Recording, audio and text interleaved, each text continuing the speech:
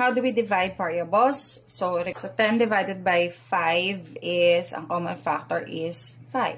So, dito ay 1, dito ay 2. And then ito, so natira na lang is 2, no? Ito, 1. Tapos ito, 3. Alin ang pinakamaliit ang exponent, yun yung ika-cancel out mo totally. So, ito, 3 minus 2, may matitira ka pang isa.